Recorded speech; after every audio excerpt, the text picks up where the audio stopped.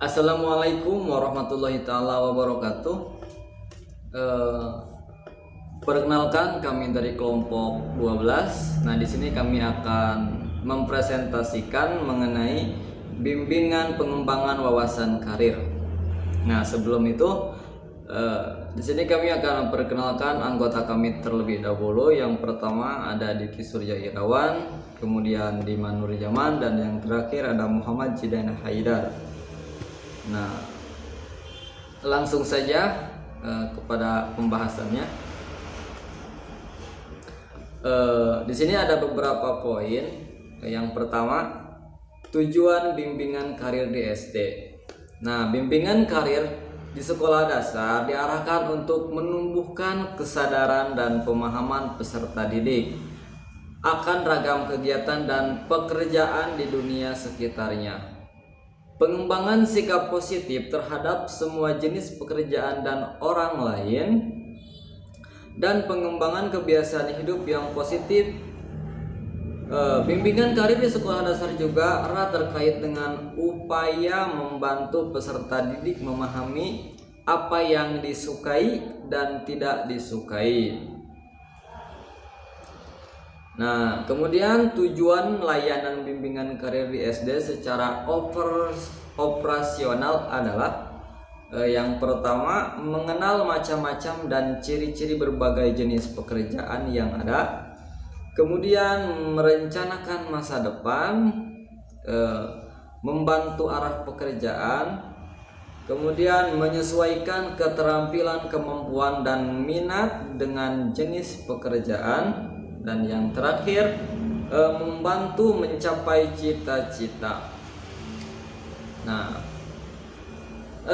menurut Bailey dan Mihin tahun 1989, pengembangan kesadaran karir di tingkat sekolah dasar, khususnya di kelas-kelas tinggi, hendaknya dikembangkan secara terpadu dan mencakup hal-hal berikut ini.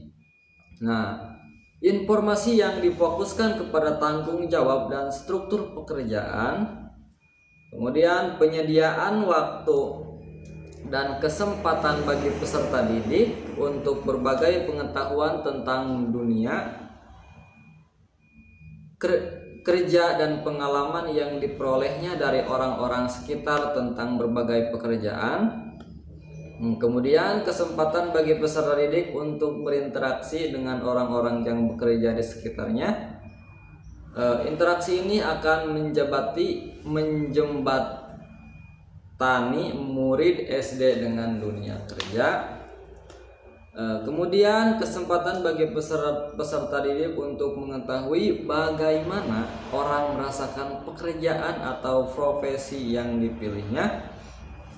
Dan yang terakhir, kesempatan bagi peserta didik untuk mengetahui peran faktor jenis atau gender dalam pekerjaan. Nah, selanjutnya tahapan dan karakteristik perkembangan karir murid SD. Nah, perkembangan karir merupakan perkembangan manusia karena yang pertama, perkembangan terjadi sepanjang hidup manusia. Yang kedua, perkembangan individu dapat dipengaruhi oleh faktor-faktor pembawaan dan lingkungan ini.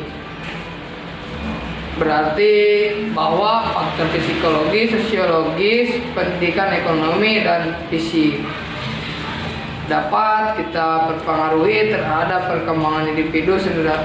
Strategi intervensi bimbingan karir yang memadai apabila memperhatikan faktor-faktor tersebut. Yang ketiga, perkembangan adalah proses yang kontinu. Nah, yang sekalipun perkembangan itu kontinu, ada aspek yang dominan dalam berbagai periode perkembangan program pengembangan karir yang harus kita mempengaruhi aspek-aspek dominan pada tahap perkembangan tertentu. Nah, yang perkembangan individu mencakup definisiasi dan integrasi konsep diri dan prinsip persepsi tentang dunianya. Yang F, perkembangan individu sehingga adanya keragaman individual. Program intervensi termasuk bimbingan karir harus kita perhatikan dengan teliti dan dapat kita perhatikan dengan keragaman individual tersebut. Nah, apabila kita diidentifikasi aspek-aspek tersebut dalam suatu kontinu perkembangan karir, dapat digambarkan dalam bagian berikut. Yang pertama, elemen yang dikembangkan oleh dirinya, yaitu ada 7 elemen. Yang pertama, kesadaran diri, identifikasi diri. Yang kedua, kesadaran pendidikan, identifikasi pendidikan. Kesadaran karir, identifikasi karir. Yang keempat, kesadaran ekonomis, pendidikan ekonomis. Yang kelima, pengambilan keputusan karir.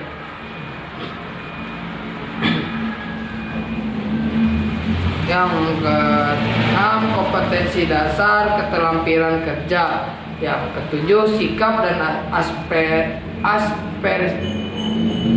apresiasi kepuasan pribadi dan sosial. Dan yang terakhir di sini ada teknik bimbingan karir bagi murid SD.